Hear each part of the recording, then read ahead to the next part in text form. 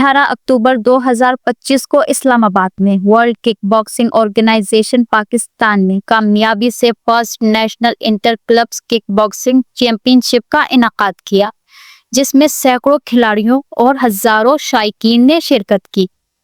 اس event کے chief organiser تھے ندیم علی جنجوعہ اور علی عمران راجپوت، جنہوں نے اس شاندار ایونٹ کو کامیابی کی نئی بلندیوں تک پہنچایا۔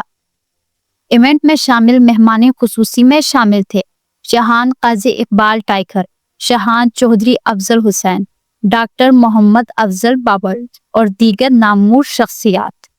اس چیمپئن شپ میں پاکستان کے مختلف شہروں سے آئے کھلاڑیوں نے حصہ لیا، جنہوں نے اپنے کھیل سے سب کو متاثر کیا۔